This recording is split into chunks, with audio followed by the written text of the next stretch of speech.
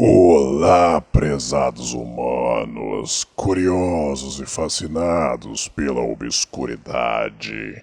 Bem-vindos ao mundo do desconhecido e do oculto.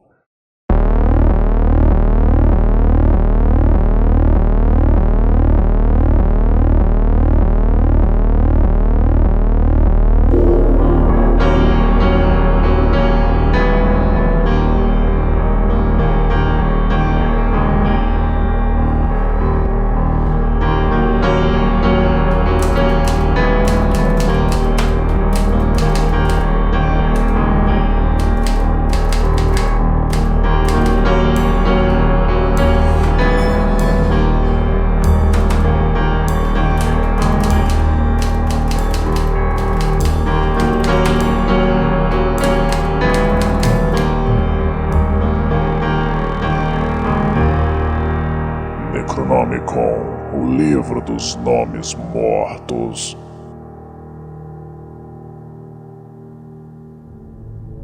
Nos anos 20, em Brooklyn Heights, existia um homem recluso, autor de histórias curtas, o qual havia se divorciado de sua esposa de 2 anos e voltado para sua casa de infância em Rhode Island, onde morava com 2 tias. Nascido em 20 de agosto de 1890, seu nome era Howard Phillips Lovecraft, um grande escritor, mais conhecido como H.P. Lovecraft. Algumas de suas obras são O Chamado de Cthulhu, Um Sussurro nas Trevas, A Cor que Caiu do Céu, Sombras Perdidas no Tempo e Nas Montanhas da Loucura. Lovecraft quase sempre citava em suas obras um livro chamado Necronomicon, o livro dos nomes mortos. Ele disse ter escolhido este nome por causa de um sonho, embora algumas pessoas digam que ele fora influenciado pelo escritor Robert W. Chambers. De fato, H.P. Lovecraft nunca realmente escreveu o Necronomicon, apenas fez menção de sua existência em suas histórias, tendo sempre reforçado que se tratava de algo fictício.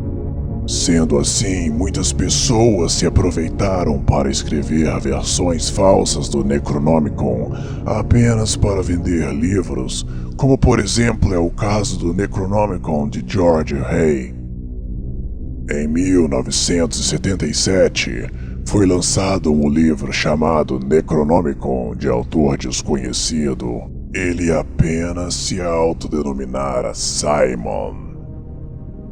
O Necronomicon de Simon é um livro que conta a história de Abdul alias Red, um mago árabe que teria percorrido o mundo em busca de conhecimento oculto. Abdul alias Red teria sido um poeta de Sanaá, no Iêmen, o qual teria vivido 700 anos depois de Cristo. Ele teria visitado as ruínas da Babilônia e o segredo subterrâneo de Mênfis, tendo passado anos sozinho no grande deserto da Arábia.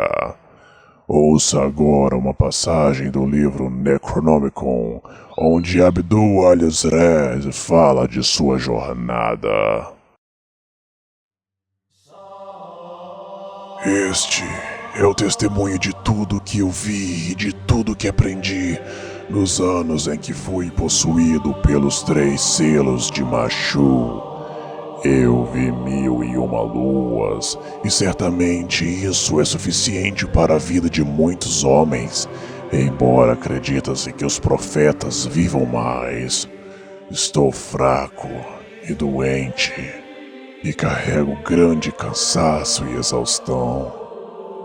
E um sinal pendura em meu peito como uma lanterna negra. Estou velho.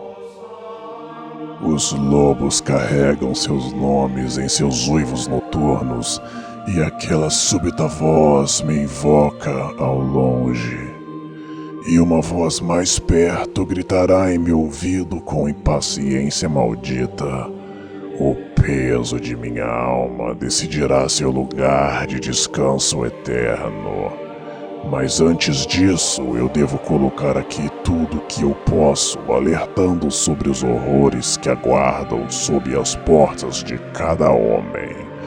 Porque isso é um segredo que foi escrito pelos antigos, mas só lembrado por poucos homens, os adoradores dos antigos, que eles têm os seus nomes riscados.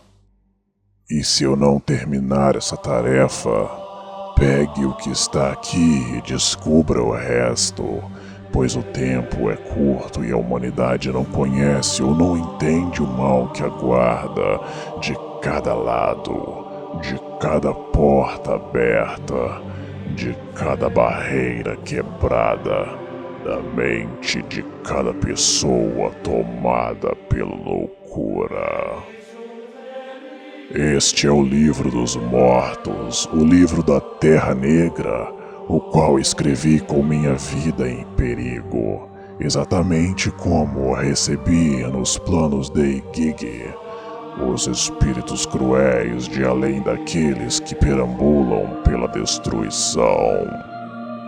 Todos que leem este livro estejam alertados que a existência do homem é vista e vigiada por aquela raça de deuses e demônios de um tempo antes do tempo, e que eles buscam vingança por aquela batalha perdida em algum lugar do cosmos e tomou o mundo nos dias antes da criação do homem.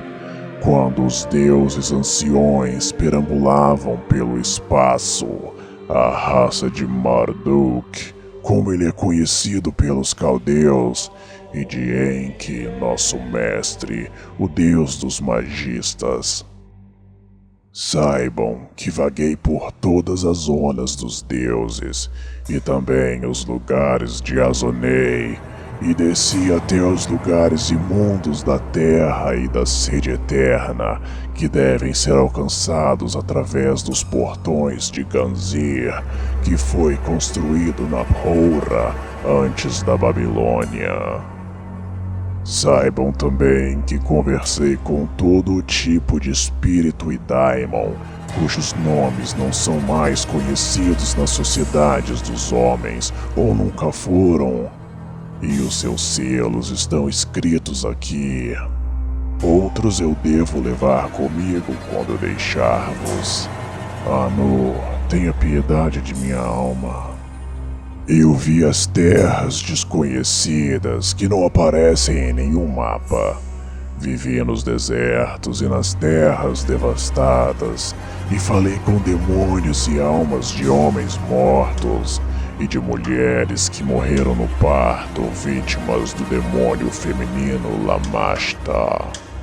Eu viajei debaixo dos oceanos, procurando pelo palácio de nosso mestre, e encontrei os monumentos de pedra de civilizações derrotadas, e decifrei os escritos de algumas delas, sendo que outros continuam ainda um mistério para todos os homens que vivem. E essas civilizações foram destruídas por causa do conhecimento contido neste livro. Eu viajei pelas estrelas e tremi diante dos deuses. Pelo menos tenho a fórmula com a qual passei pelos portões de Arzir e passei pelo reino do abominável Igigi. Eu provoquei os demônios e os mortos. Invoquei os fantasmas de meus ancestrais para a aparência real e visível nos topos dos templos construídos para se alcançar as estrelas e para tocar as profundezas de Hades. Eu lutei com o mago negro Azagthoth em vão e voei para a terra conjurando Inanna e seu irmão Marduk, deus do machado de 2 gumes. Levantei exércitos nas terras do leste, ao invocar hordas de demônios que coloquei sob meus comandos, e encontrei Engar, o deus dos céus que respira chamas e berra como 1000 trovões. Eu encontrei medo.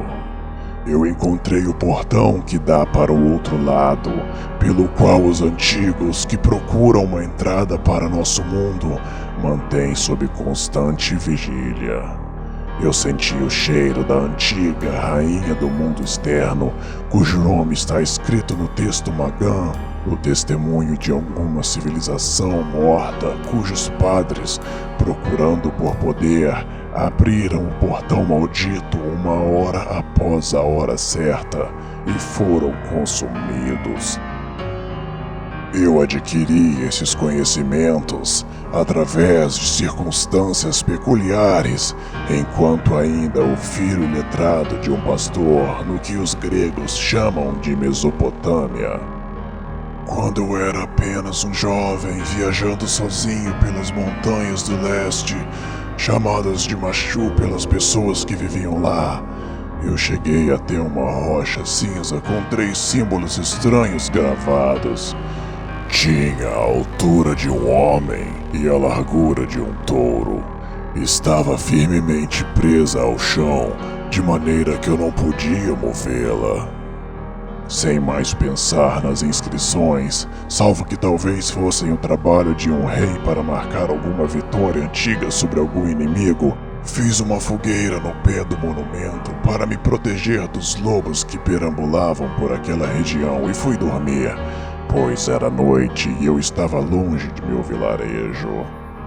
Em Bet do Rábia, estando a 3 horas do anoitecer, na 19ª de Shabatu, fui acordado por um rosnar de cachorro, ou talvez de um lobo, incomumente alto e perto. O fogo já havia apagado e as brasas soltavam faíscas flamejantes que lançavam sombras que dançavam pelo monumento. Tentei apressadamente fazer mais fogo quando de repente a rocha cinza começou a flutuar no ar, como se fosse um pássaro. Eu não podia me mover ou falar, tamanho medo que eu sentia, que subia pela minha espinha e envolvia meu crânio com seus gélidos dedos. O Dique de Azugbelia não era mais estranho que essa visão, embora o anterior parecesse derreter em minhas mãos. Então ouvi uma voz, suave, a alguma distância, e um medo mais prático da possibilidade de ladrões me tomou e eu rolei pela grama tremendo. Outra voz se juntou à primeira, e logo haviam vários homens vestidos em mantos negros que se agruparam acima do lugar em que eu estava, cercando a pedra flutuante. Eu podia ver agora que os 3 símbolos no monumento de pedra estavam brilhando, uma chama vermelha, como se a rocha estivesse pegando fogo. As figuras estavam murmurando juntas em uma espécie de evocação, das quais somente algumas palavras podiam ser ouvidas em uma língua desconhecida. Embora, Anu, tenha piedade de minha alma, esses rituais não são mais desconhecidos para mim. As figuras, cujas faces eu não podia ver ou reconhecer, começaram a traçar símbolos no ar, com facas que brilhavam na noite. De debaixo da rocha flutuante saiu a cauda de uma serpente. Esta serpente certamente era maior do que qualquer outra que eu já havia visto. A seção mais fina era mais grossa que 2 braços humanos juntos, e assim que se levantava da terra, era seguida por outra, embora o fim da primeira não era visto, já que parecia alcançar o fundo do abismo. Estas eram seguidas por ainda mais, e o chão começou a tremer sob a pressão de tantos desses braços enormes. O canto dos padres, pelo que eu os conhecia agora como serventes de algum poder oculto, ficou muito mais alto e praticamente histérico. Fim.